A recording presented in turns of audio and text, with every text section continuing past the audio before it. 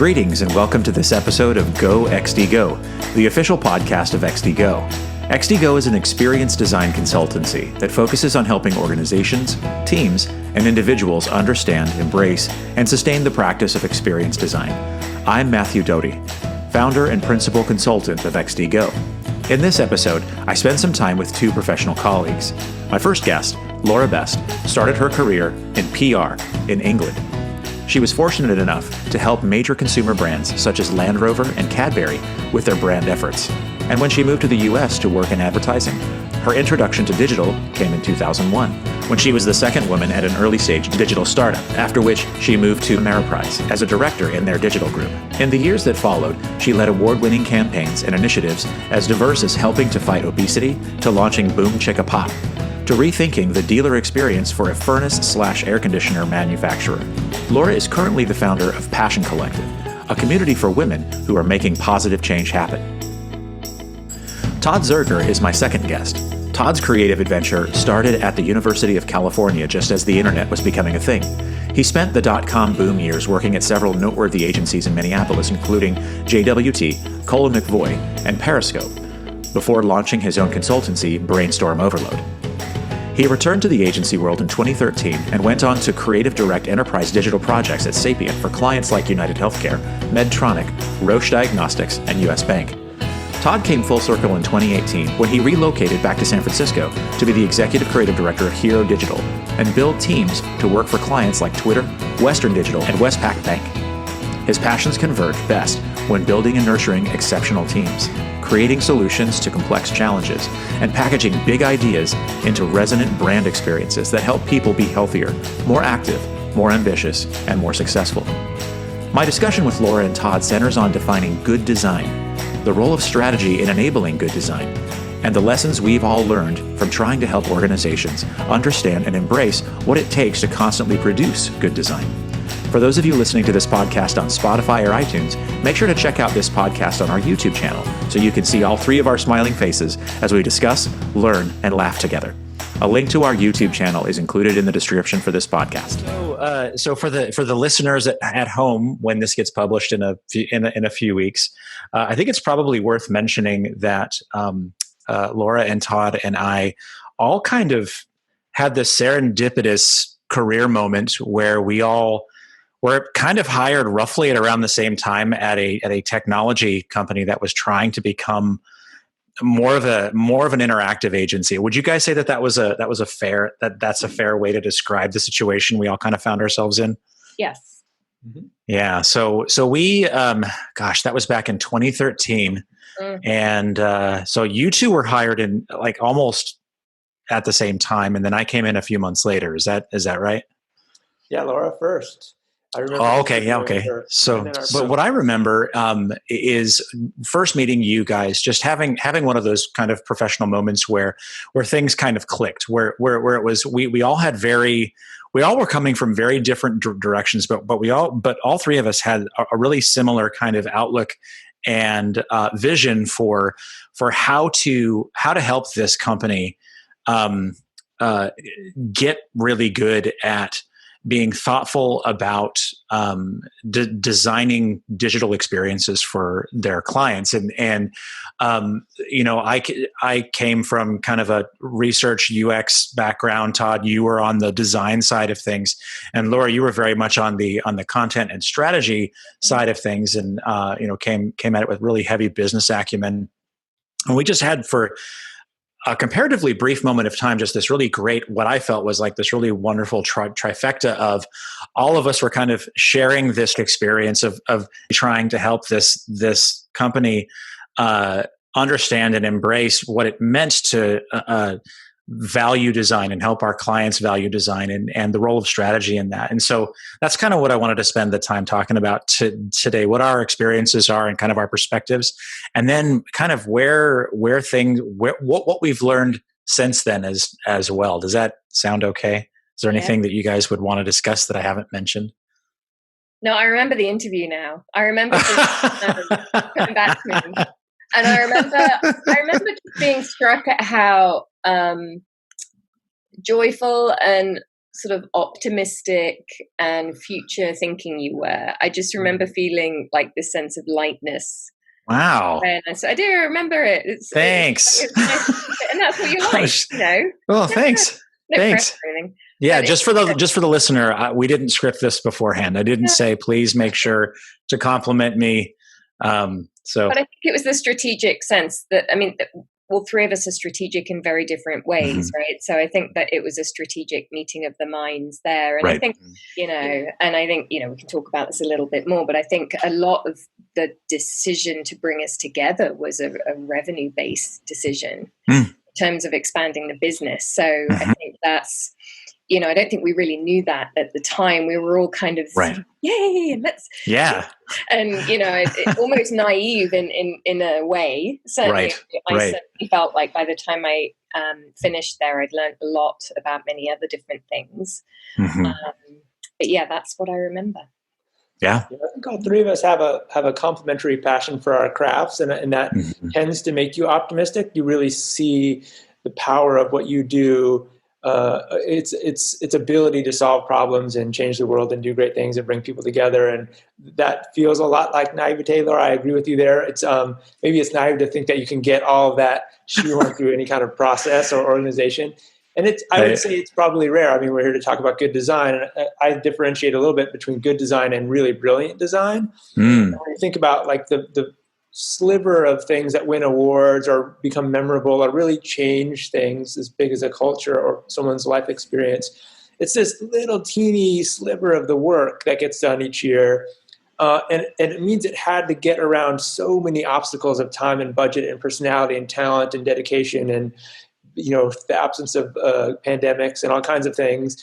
So what I've tried to do as I've gotten older, stop feeling bad that is such a little sliver, recognizing how complicated it is to hit that mark. But then good design can be a wide swath of things. And I know we're going to talk about that a little bit later, but let's go ahead and start, because that's kind of where I want to start. What is good design? Yeah. All right. Well, I think it's freeing to think of good design as existing on some kind of spectrum. And I learned this, I probably mentioned this to you guys, my sort of genesis story was in high school and taking all the art classes I could take and having an unusually large group go through art classes in my grade. There were 12 or 13 of us that really wanted to pursue professional careers in the creative arts, right? Which for a town of 50,000 is a significant number. And everyone was so different. We had someone who's really good at like photorealism. And then we had a guy who's did cartoon stuff like Heavy Metal Magazine, if you're familiar with that. Which, sure. But in any case, it was a certain style, and what I recognized that was exciting to me was that there wasn't a single way to solve the problem that we were given. That there were actually a multitude of ways, and I think that's true of good design in general too. And I actually think that's what's exciting about it, and that's what will keep us from being replaced by robots and artificial intelligence sooner rather than later. Because from a brand standpoint, which I know is where Laura's passion is it's about taking in all the inputs and generating something that's good, but also really unique and differentiating and becomes special and memorable. And you can't make that a recipe exactly. We all talk about process that you go through, but if you have a different, one UX designer solve it versus a different UX designer, you're going to get a different solution. And that's never been a problem for me. That's been the piece that I love.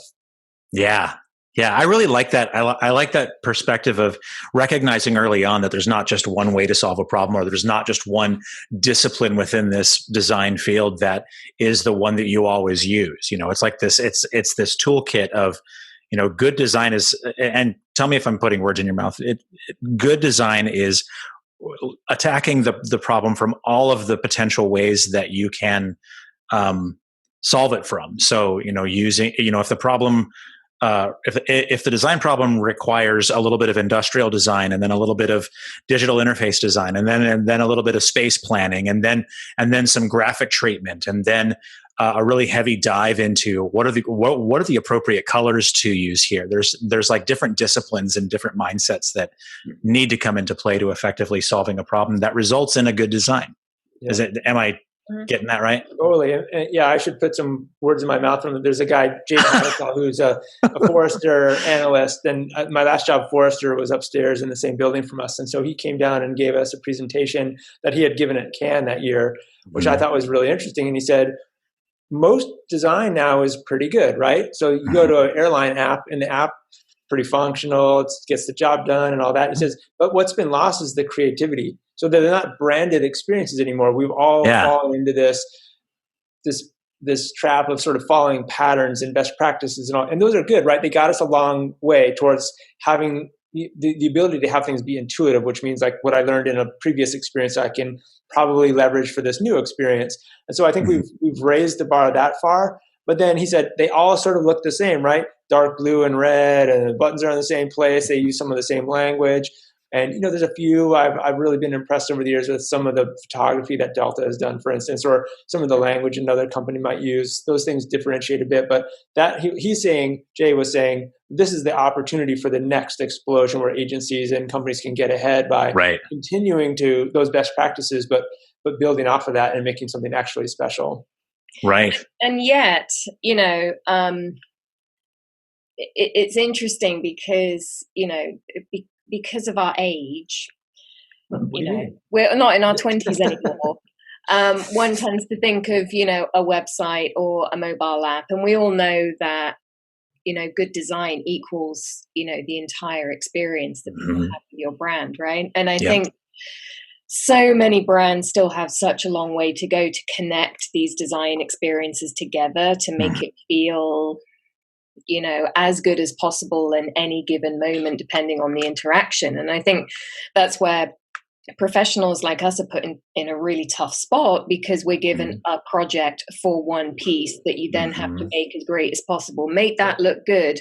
And the 20 other pieces of the, you know, customer journey are not being, you know, addressed and really woven in. To give an example, and this is a bit of a COVID thing, but I was in a major retailer's store the other day, won't say which one, and I was doing my checkout thing. And I love how diplomatic we're all being. And I had my mask on, and I was being, you know, using my eyes to communicate and all that sort of stuff. And the woman, she was helping the lad. He was training this poor, like 16-year-old kid was like training how to be a you know, checkout guy during COVID. And she was sort of training him. And then it got to the end, and you have to put your phone number in now to get your reward. So this rewards experience is kind of weird. So it prompts you on the really ugly black box to put your phone number in, and then it beeps at you to take your card out. And, you know, and the woman's like, well, you don't want to do that. You want to use your app. And I said, well, but I just put it in the black box. She said, no, the app's different because you can get your discount through the app. And so I'm there trying not to touch anything, right? And so then I've got to dig through my bag to get my phone out, to do the app, to stick it on the thing. And I got $4 back, right? So she's trying to help me. This human is trying to give me a good experience. You know, there's this black box thing that I've got to interact with. There's all this stuff I'm buying. There's my phone, there's my wallet, and none of it really worked together. Yeah. You know, this is from an organization that typically does a really good job. And this, obviously, again, it was more stress because it was COVID related. But I think that's the opportunity still for many brands out there, is to not just think about the one thing, but to think about that connected experience. And good design for me is when that all fits together. Yeah, I really appreciate you bringing that up, mostly selfishly, because, you know, as you two know, I spent the last 3 years at Best Buy thinking about all of the different touch points in the journey, and not only trying to work with my team to design these kind of end-to-end journeys, but to do so 3 to 5 years, you know, for 3 to 5 years in the future. Right. And so, talk about a meta experience, trying to use these principles and techniques of really good design, and think about, okay, what are customers going to need, want, and expect in the future? And then what does it actually look like? And then if we all agree that that's what we should be going toward, okay, great. Now, how do we need to change as an organization to make sure that we've got all the, not just the products and services and technologies in place, but the fundamental culture and underpinnings to actually make progress toward this. Right, because my experience as a customer, I mean, I probably, like, we all know what that team silo situation was, right? I just hit up against probably 5 different teams who manage all of those different products. Yeah.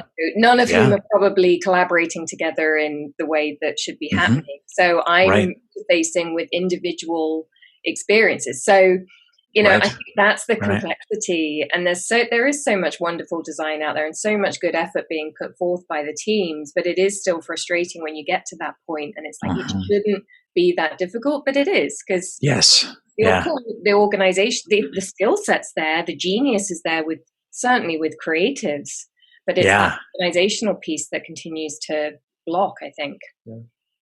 I love that you got to that explanation without saying omni-channel or transformation. Well done. Human language. I agree with that 100%. It's this disconnected series of experiences is really interesting. And I think one of the self-inflicted problems perhaps is that it has become so expensive to solve a problem in this transformational omni-channel sort of way, because you have to bring so many people together. Everything's got oversight and project management and stakeholders and meetings and user experience reviews and testing. And then suddenly, you're like, we just wanted a mobile app. Why is it $50 million? Right. So that's kind of crazy. But then a quick anecdote, because you used the touch point word, which I think is particularly interesting given COVID. Oh, yes. The thing that I love, back in Minneapolis, large retailer, where could that be? That Laura was. But you go through this whole thing. You can't bring in. I already mentioned Best Buy, and we know it's not that. Yeah. But you can't actually I kidded with him once. I was walking into a Target here, or a large retailer based in Minneapolis. And I was carrying my reusable bag, I had my mask on. He's like, you can't bring your bag in, your reusable bag in. I'm like, well, why can't I wear my reusable pants in? And she didn't have an answer for that.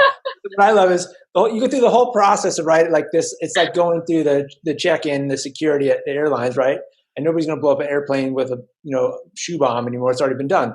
But then you get to the end, and Laura's like, and then I sign the thing, the little black box with my finger. I mean, it feels like all the other preparations just sort of went out the window, right? I mean, what do I lick? How do I get out of here? It's like, it just becomes, it's kind of funny, like a process that takes all that into account, right? So when you were designing at Best Buy for 5 years in the future, you're like, well, signing with your finger is awesome because you don't have to remember a pen, yada, all these things, right? But you're like, never did it cross your mind to think about, well, what if there's a global pandemic and we don't want to touch stuff? Right. Oh, I will, however, share this. Exactly a year prior to all the crazy lockdown due to COVID-19, my team had presented the Best Buy executives with a vision for, drumroll please, curbside pickup. Oh. So, isn't that interesting? And is that what they ended up implementing? So, version of that. Yeah. So we can't take credit for what they're, full credit for what they're, okay, fine. We'll take, not going to do that. But, basically so the whole reason we did this project, about a year ago, we have some signals indicating that there's some movement in this area, and there might be some, customer expectations that are going to start to become the standard. What are the opportunities for like lockers and curbside and also enhanced in-store pickup? And so we did this project where we developed a strategy saying, okay, look, here are some of the options, and here are things. And in our initial research, it really seems to indicate, and in our observations of customers, it seems to indicate that, in priority order, that curbside is probably going to be our biggest opportunity. And so we had these journeys and stories and narratives all laid out about how that could actually go, that were essentially meant to inspire conversations about, okay, if we were going to go pursue this, what would we need to do? And so really that's kind of where the value came through, not necessarily that it got implemented exactly as we designed it, but that the organization began to think about it and start to aim and steer resources toward it. And then when all the proverbial poop hit the fan, I just kind of thought, wow, I'm glad we were able to do all that legwork, because we can now go back to that insight and make that happen. And Todd, you're right. We didn't think twice about a scenario where we're dealing with a global pandemic, but it just so happens that it fit. moving in the right direction. I was curious, what did the team in charge of visual merchandising think about curbside pickup? It feels like then they missed an opportunity, which in an electronics store is a perfect example. It's things we all sort of covet but are slightly intimidated by, and you need a lot of help. And like you buy the thing and you get home and you're like, dang it, I didn't get the cable that goes with this. And exactly, if I just bring it out to you and there's no really solid human interaction that says, hey, did you get a USB cable too? Because you're going to need that when you get home. Yes. Include that.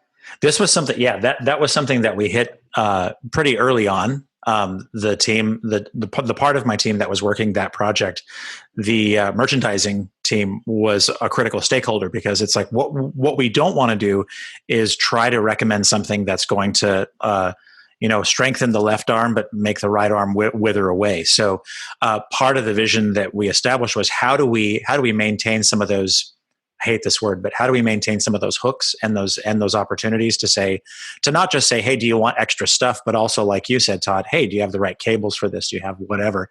And so part of the vision was laying out, how do we bring that to the curbside without it feeling weird,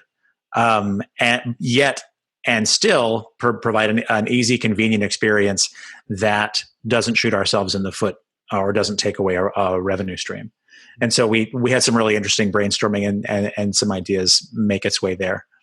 Fun project. But so what I would be really curious about, I know each of us have kind of shared experiences that we've had with design that we felt was good, and we've also talked about some moments where the design of the experience just was kind of disconnected. What I'm really curious about is both of your perspectives on strategy. So strategy is a word that we hear all the time, and I'm going to go back to your comment earlier, Todd, about thank you for not using buzzword. And strategy, it really can be one of those buzzwords. And this is my team at Best Buy was called strategic experience design, and people would be like, well, what does that mean? What does strategy mean? What is strategy? And it's a tough term to kind of lock down. But yet, I think all three of us would agree that when it comes to creating a good design, you need to have a really solid strategy. So I would love to get your perspectives on what does that actually mean? Like, what do we mean when we say we need a good design strategy, or we need some sort of strategy to inform good design? And whoever wants to take that, go. I'll start. So I think in its simplest forms, some people often think of strategy as having a plan, right? Mm-hmm. So we have an idea of what we're going to do. Here's our plan. The way I have often thought about strategy is that it sets us up for success. Sets, the business up, sets the user up, sets the team up. It means that we are giving ourselves the best possible chance of success. And I think that's why it's frustrating sometimes when, in an organizational setting, either strategy is dismissed or it's the budget is cut, and it's like, we'll just get to, can you just build it? Can you just make it look good? And, you've got 4 hours for that. Just do it, Todd, will you, please? Oh, wow. we all know, right, that if we don't spend that time, we're not giving ourselves the best possible chance for success. And I think in every project and every initiative, that can look very, very different. But I think that success is crucial to think about in terms of the audience success, the user success. And, on the projects that we three worked on at said technology company, there were some times where we were given a wonderful chance to dig deep. Like the project we did with Lennox. I mean, that was a crazy, complicated dealer portal reimagination, which was 75 different web apps that had been crisscrossed each other over the years. And they were like, right, how do we do this? And we were given the opportunity to think it and plan it and, talk to users and actually do some deep strategy on a project that theoretically wasn't that sexy.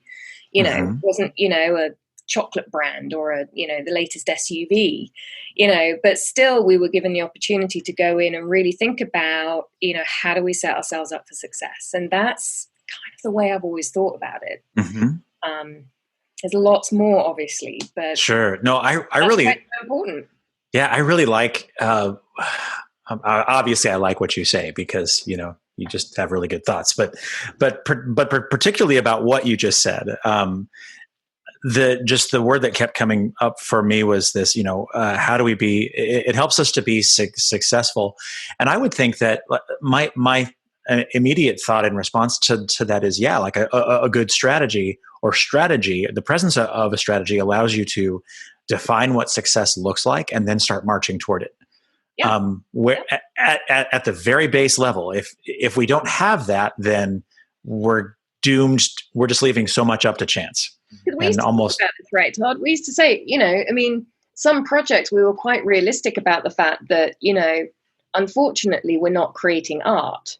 We could go out and create the most beautiful thing on the planet, but if it didn't hit the success metrics, and I'm not just talking about analytics here, but if it didn't meet goals of not just the business goals, but the audience goals, if it didn't actually work, but it looked beautiful, then theoretically we haven't done our job as well as we could have done. Mm-hmm. Other times we did get the chance to do art, and sometimes that got approved and sometimes it didn't. But I think there are so many different components as it comes to that sort of strategic thought. And I think that's certainly the seat that I was sitting in. It's this combination of, the business goals and the business imperatives and the audience pieces of that, because they're the ones who are going to be using this thing, not us.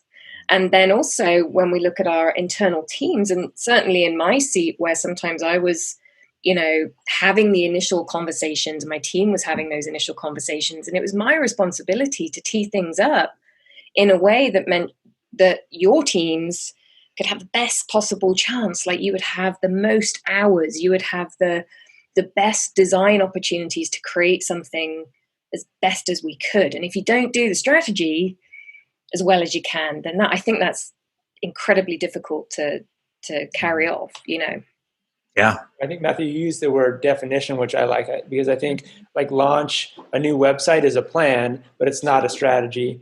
And so the strategy includes all that definition about how to get there, how to enable everyone, who they should be, how, what they'll go through and what success should look like. And I think I like, Laura, that you use the word art too. It made me reflect on a project, because I think if you have a strategy in place, you're actually more likely to get to elevate it to an art, because you know where you're going and you've structured in what the progress should look like. And then you've freed yourself to focus on the thing that makes it special. So the project that came to my mind actually was for art. It's one I'd wanted to do for years and years. And when I got to Sapient, had the opportunity to build an app for the Minneapolis Institute of Art. Oh, that's right. And the plan or the strategy was, we want to engage the audience in our permanent collection. So Minneapolis Institute of Art has, I think, 21,000 items in its permanent collection, more than almost any art museum in the country. And people come for the special exhibits, but they weren't really coming to sort of roam the halls anymore. And so the strategy was we build an app, we have a limited amount of money, et cetera, to get it done. And I think what I was able to do, not to take too much credit for this, but it had been in my head for a long time, was to say, now that we know the basics of what we need to do, the strategy of that, how we'll know we're successful, we can play around with the methodology in which we get there and what that thing should be like. And so the idea is you can program your own route through the museum. Say, I want to see all of the art that has dogs or mustaches or the color yellow or whatever, and it will help you find those. And you route you take these asymmetrical trips through the museum rather than that slow shuffle from painting to painting that we all love, the way it destroys our back. And we don't have so much use for that, and you lose some context. So if the user can bring their own context to it and invent something that's fun and then share it or follow someone else's path, you suddenly reinserted something really special into a project that had a strategy. The strategy doesn't usually include that special. It just enables the special, right? Because it's defining the success. And then you have a lot of creative people in a room, or in this case, a small number of people. And you really can spin that problem around long enough that you find something really cool to do with it. Yeah, definitely. Well, so another thing that I wanted to talk about is, when you think about, thinking about good design, the role of strategy, what strategy is, how it helps us achieve good design. Laura mentioned our age, or our collective age. we've been around the proverbial block a few times. And what I would love to know, each of us has had, both at the company that we worked at together, but also in companies before and after, situations where we have had to try to advocate for and influence the organizations that you've been in. What are some moments that you feel like have been in your career particular successes? And then what have been some, we'll call them diplomatically, growth opportunities in trying to influence organizations to think differently, to be more strategic, and to place the value on good design that needs to be placed? That is a good question. It's really hard not to tap into your inner pessimist to answer that. I think but if you want to go there first, you can absolutely do that. That stuff will come out. I think so. Where we worked together, the success was that we started putting together some plans and were invited to participate in creating or remapping the agency's core values, right? So that's a huge victory, right? To be able to sort of like bring the perspective of the fields that we represented into the fabric of the organization. It's really, you still have to live those values. Eventually a company has to like hire people and buy chairs and computers or software licenses, all the other sort of things that cascade out of that. But I would say that was a significant success, being included at that level of the conversation. You know what, though? I agree with you, but what the big learning for me about that, I mean, there's so much we could talk about that time, but that particular experience, it did feel like that was a turning point with the organization. But the big learning that I had is that we did all of that work, and yet the change wasn't fully embraced because there wasn't a willingness to change the revenue model of the organization to accommodate what our organizations needed to be successful. So they were a staffing firm. I mean, when we got there, they were, a staffing placement firm. So they won X project and they put 3 developers out on site for 6 months, said goodbye. And then 6 months later, they saw these guys back again. And it was a highly profitable model for them. And here we were saying, here are the values, here are what we should be doing, and all this wonderful grand stuff that everyone was like, yeah. But when we said that, a UX person probably isn't going to be fully billable for the entirety of the project because a UX person doesn't work for the entirety of the project. Do you remember how difficult it was to even try and be understood with that model? And I feel like, knowing what I know now, I would have liked to have started there. Right. And obviously do the rest of the work. But we did that work, and I distinctly remember a conversation where, I was told by the leader of the company, well, we're just not going to change that model, Laura. So what, and they ended up not changing it, right? They really tried hard, and there were some really good people there trying to transform it. But if you're not going to change, it's almost like the infrastructure of the organization, then it's not that the work wasn't great, and it was great that we were included, but part of me wonders just how much it meant, Yeah. Not to be a complete downer, Todd, but no. Almost like actually, the reality of the business, what they thought they wanted to be, they weren't willing to truly commit to. I think lots of times they don't understand, right? It sounds appealing, and you can see other agencies or your competition doing it, but then when it feels foreign when you really get under the hood. And I agree that there's a flip side to that story. And when I was leaving and spoke to my supervisor about it, I said, and I had been, as you guys know, the first creative director they had ever had, and I said, don't hire another one, right? You don't actually want what I do. You want a more senior resource that you can bill at a higher rate. You're a business, that's fair. And you want to reduce friction through your process. And that's exactly the opposite of what a creative director should be doing, right? I should be increasing the friction, challenging things, coming at things from a new angle. That's still a valuable role. But if it's not the one you want, we'll always, and we weren't at odds at all, but that's where the misunderstanding, I think, comes from. Like, the 3 of us came in, like we said at the outset, with a core passion for our craft and a belief in its ability to up-level the work as well as help teams thrive. But if what you really want is an organization that has senior oversight that you can bill at, a 1.5 rate or whatever versus your junior staff, then that's the sort of thing you just should talk about up front. And I've learned that a little bit too over the years. Right. I repeated the problem a little bit in my executive creative director role, where you have a slightly different expectation, and you can talk about it quite a bit without discovering that you're misaligned, because so many of the things sound the same. But at the end of the day, if you hear anyone say, you need to be 80% billable, they're not interested in your ability to change the process or impact the values or help the team thrive. Is like they need a bill rate. It's a mathematical problem to them. And it took me a long time to learn that business leaders aren't wrong for thinking that way. They just have a completely different aesthetic system. Different expectations. Right. You know what, though? I mean, on the flip side, I feel like, when we all worked together, we had, for me, the awakening started when we began to pitch like an agency. And when we three went in, and I can't remember which pitch we did it first on, but we took control. We created a deck. We had a business conversation with the prospects in the room. It might have been another one. And we do remember this beautiful deck, and we invested a lot of non-billable time into the pitch. And we went in and we won it.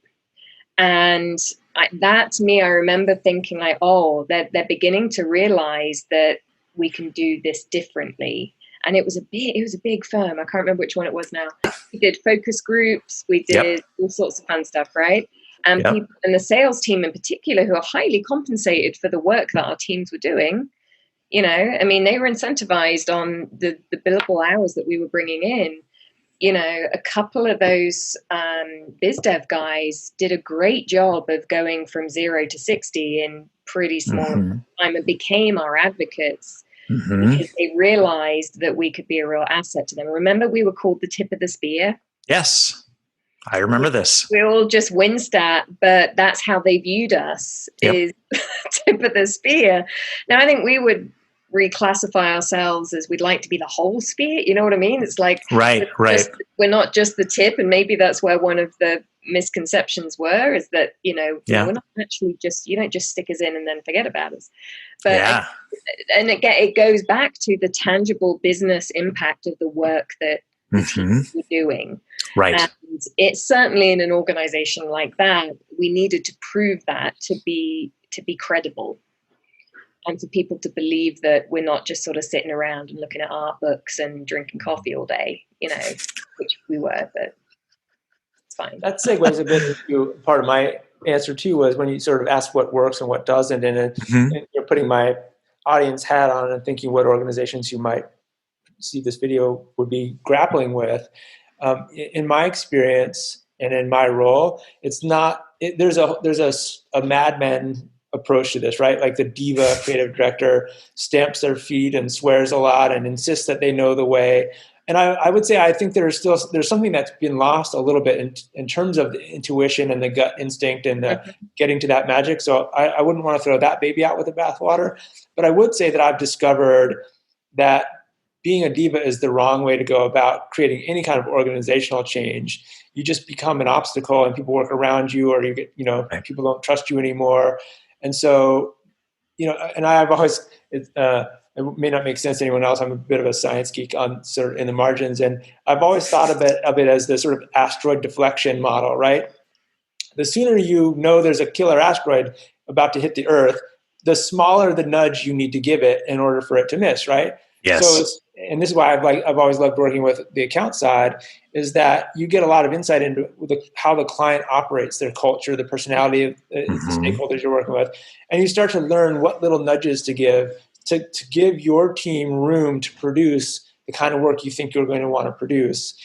Instead of waiting until the brief has been written and you don't like it and having a fit, and then the designer does something that's not what you would have designed and having a fit, and you present it to the client and they don't like it and you have a fit. And I had one creative director I worked with, great guy, actually very talented, but he said he would go home and tell his wife, I feel like I argued all day. And I thought, man, you did. And I don't think we got to better that way. I just think it made it contentious. And a real trick is to letting trusting the team you hire and letting them do their best work, facilitating that, and not trying to force them to do your best work with whatever you've pre-envisioned for this thing. Right. That goes the other way too. I was doing some work with a telecom in Canada not too long ago, and I would sit through these meetings. They weren't just meetings; they actually were workshops, right? So it's Post-it notes are flying, and there's the smell of Sharpies in the air. And I kept hearing, "Well, we don't want a solution," and I'm like, why? You just paid everybody all this money to fly out here, and you're afraid to have ideas. So I think there's a risk of going the other way too, which is, you're right. We don't want to pre-solve. We don't want to have a lot of assumptions about what the solution will be, maybe even what medium it plays out on. On the other hand, if you don't start throwing ideas around there somewhere, you don't have a great, healthy dialogue that the creative people, at the very least, need in order to get to what that solution might potentially be, and develop some theories and pressure test them. So it's easy to cut the other way too. There's this diva side, and then there's this wallflower side, and somewhere in the middle is where people can freely exchange ideas. You're not afraid to get it wrong and throw something out and move on, because often that prompts something really exciting. Right.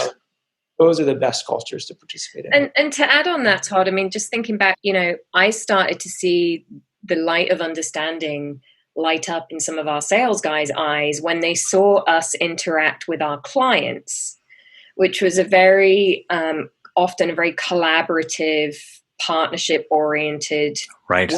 And the way the organization had worked before was present a solution, right? It's like, we're going to implement this enterprise, and that's the way they would, and that was totally fine. And I think, again, that when we started to show them that when we engaged the client strategically and in a collaborative way, and we sort of trusted each other with our best clients, it obviously doesn't always work like that. And that was more of an organic partnership. The sales guys could see that there are so many more opportunities coming out of that relationship, and they started to understand, wait a minute, but you're laying the ground for maybe, 3 years time worth of platform redevelopment, right? And well, yeah, I mean, of course they need to do that. They can't do it yet, but of course they're going to have to do that. And the salesman's like, "Urgh." And we're not going into it saying, right, how can we get another 3 million out of this client by having this conversation? But, being a collaborative, calm, sort of empathetic partner to the clients, I think has a huge amount of benefit for everybody. That's not just a strategy thing. I think that's just a human thing, but it's quite underrated in some organizations. Yeah, definitely. Well, we've got about 5 minutes left in our time here. I would love to give each of you an opportunity to just say something that you wanted to say this whole time that you haven't been able to, or bring something up, or ask me a question, or whatever. The last 5 minutes is y'all's. I'm in the South now, so I can say that. I guess one thing I'd bring up that I've been thinking about and haven't got a great handle for yet, but as I've been trying to think about my own career and how I operate and sort of have internalized the things that we've been talking about, I've started to think about as a creative leader that there are these 3 field positions, and that you lead from out front, and a lot of creative directors do that fairly naturally, right? So if there's a risk of being thrown under the bus, or you have a contentious relationship, or there's something challenging going on, that's my or another creative leader's or any leader's job, to sort of be out in front of the team. And I think you should spend a lot of time in the middle position, which is with the team, doing things sleeves rolled up, earning your street cred with them, building that rapport. Understanding what you're asking them to do also is huge too, right? Like, then you don't ask them for 3 days worth of work for, in the next couple of hours. And then lastly, from behind, and I think that's very hard for anyone who possesses much in the way of ego to let go of the moment when you get to shine, and instead put forward someone on the team for whom you can give a substantial amount of credit for the thing that they did, sort of behind the scenes, that made it special. So that's a big thing I might add. It's hard to do. It's becoming more natural, and I've discovered it does occasionally undermine you as a leader, because then your boss might not see you as having earned that credit. So you have to remember in your one-on-ones to explain, here's how it went. This is my opportunity to let this person step forward or be client-facing or whatever. And I had some other thoughts about the difference between really brilliant design and just good design. And there's nothing wrong with good design, but brilliant design, I think, happens very rarely, and it becomes a cultural touch point that we all understand. And I was thinking, well, like you were either sort of born before or after the Walkman, right? And you sort of that's a point on the human evolution, that we all recognize. We can all envision the cover of Abbey Road, right? Mm-hmm. There's like, the Japanese flag is probably my favorite design of all time. It's got a great story behind it, but it's as simple as you could possibly make it. And we all know how hard it is to distill a thing down to its essence like that. Yeah. And I think, like, if you don't like cars, this won't make sense to you, but like the Porsche 911 has been around for like, I don't know what, since 1963. So like forever, right? Just 60 years. And it has managed to evolve and still stay true to its original design and its intent as a solution all of that time. And it's still something that people admire and covet. And so those are the things we can all aspire to do. I think the trick that, Laura alluded to a little bit is like, there are also business realities too, right? There isn't a budget to design that. And I think the real maturity comes from understanding when we have to be pragmatic and let go of that vision we had, that solution we had in mind going into the project, and go, well, this just isn't that opportunity. But it doesn't mean I have to turn my back on it. I can still do the best work I can and make this a good design. And that's, I think, where the thrust of what you're talking about is like every opportunity is an opportunity to do something good. And you can do something good in any budget, because every time you're choosing a typeface or a color or a URL name or putting together a social strategy, every little decision is an opportunity to make it good. And we shouldn't shy away from good just because it's not going to be brilliant necessarily. Yeah, I like that. I agree. I mean, I've got one word that's keeps coming up to me is trust. And, I've been a client twice in my career. So I've been mostly agency, but I've also been a client twice. I've had to hire agencies and manage agencies as well, right? And I think sometimes I was a great client and other times maybe I was not a great client because I knew too much almost. And I knew what I wanted. And it's like, but I think that, if people are watching this or listening to this who are clients, the trust between the two parties is absolutely paramount. Do you remember, Todd, when you and I were partnering together at another agency, when there had been a tremendous amount of work done on some design concepts for a massive redesign, and then a new leader came into the organization and decided to take the designs that you guys had done and do a quote unquote bake off over the weekend? He asked his design team to whip up a new batch of designs, and then he sent out both to, a variety of his inner circle and asked people to choose, and guess which one won. Todd's won, by the way. Of course it did. There's so many examples of clients who maybe have good intentions and who are trying to control, but trust your teams, but also trust yourself as a client. You've got to do the work to educate yourself on, not just what you want as a client, but educate yourself on what is good design. You don't have to know all the answers, but I think it just makes for, like, when I think of some of our great client relationships, like Quan at Lennox, he was a very strategically curious guy. Like he really enjoyed, that whole process of, thinking through this thing. And he wasn't in the weeds, but he was curious about the work we were doing and he wanted it to be great, and that's kind of a great client to have. And I think day one, we felt like he trusted us with a highly complex project. So that felt really good as well. So I don't know, that's a bit of a jumble, but to me, it's about trust and educating yourself. Mm-hmm. As best well, you come to think of it, when we pitched Lennox. Oh yeah. That was a very story-based, strategic, we're going to partner together approach. And one of the early ones that we did at that agency, and it does so much to establish that relationship. And it doesn't lead necessarily directly to the trust, but it forecasts that that's what you're looking for. And you want to play that role with the client. And I think it starts to break down some barriers right away. Yeah, I agree. Those were the days, boys. Well, I guess this is probably my time to reveal now that, I just wanted to get us in a room together to talk together so that we could remember how awesome it was to work together. And so that when XDGO gets a couple of clients that could use both of your skill sets, I'll probably be knocking on your doors in some way, shape, or form. So thank you both. So that's right. That's right. Well, you guys need an excuse to come to Florida anyway, right? Yes. Maybe once travel. We were supposed to go in March. Although, Todd, you live in San Francisco. If you wanted to come to Florida, I would be like, really? For what? Thanks for tuning into this episode of Go XDGO. A special thanks to my guests, Laura Best and Todd Zerger, for joining me today. Our next podcast will feature Fred Beecher, Best Buy's Head of Design Operations. Fred joins me in a discussion about how this emerging field helps enable great design. Until then, please like, subscribe, and follow us on YouTube, Spotify, and iTunes. To learn more about XDGO and how we can help you, your team, or your organization build your experience design capabilities, please visit us at www.xdgo.io.